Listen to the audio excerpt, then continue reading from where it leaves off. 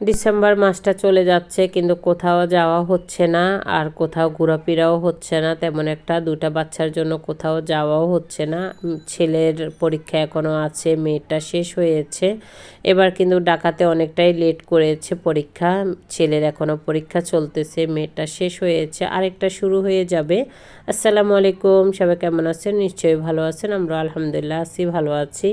ছোট মেয়েকে স্কুলে দেয়া হবে, তার জন্য প্রিপারেশন চলতেছে। ওকে তো এখন শিখাতে হবে কিছু, তো লেখাগুলা শিখাবো। এখন তো দেখে দেখে পড়তে পারে, এখনও কিন্তু লেখা শিখাচ্ছি না।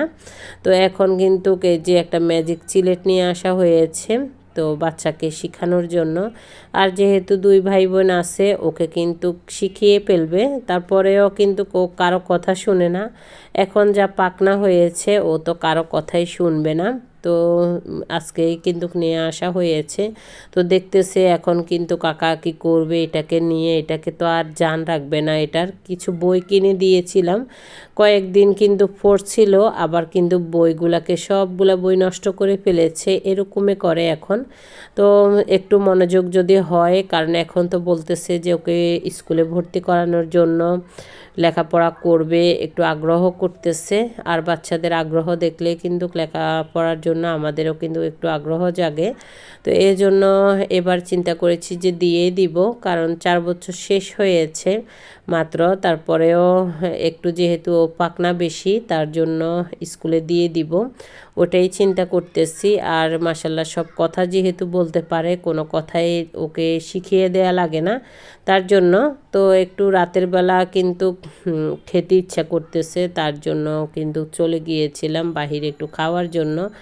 যখন 12টা বাজছে তখন মনে হয়েছিল দোকান তো হয়তো বা বন্ধ করে ফেলবে, দেখি যে না, আস্তে আস্তে কিন্তু মানুষ আসতেছে। ঠান্ডা বাহিরে কিন্তু প্রচুর ঠান্ডা পড়তেছে। তারপরেও কিন্তু ছেলেও বাহিরে ছিল, ও কিন্তু ব্যাডমিন্টন খেলতেছিল আর তার সাথে কিন্তু সাইকেল চালাচ্ছে। আর এখন তো ওর আনন্দের কোনো শেষ নেই, কারণ লাস্ট পরীক্ষার সময় চলে আসছে। ওরও কিন্তু পড়াশোনার একটু চাপ কমে গিয়েছে, তার জন্য সারাক্ষণে ও খেলাধুলা নিয়ে ব্যস্ত থাকে। আর ব্যস্তর ভিতরেই কিন্তু বলেছিলাম যে চলো একটু খাওয়া দাওয়া করে আসি। তো বাহিরে যাবে, মেয়েও বলতেছে যে ওর পাস্তা খেতে ইচ্ছা করতেছে, পাস্তা খাবে। আর ছোট মেয়ে তো মিট বক্স খাবে, ওর মিট বক্স খুবই পছন্দ। তো মেয়ের জন্য মিট বক্স দিয়ে দিয়েছি, আর ছেলে আর মেয়ে ওরা পাস্তা খাচ্ছে।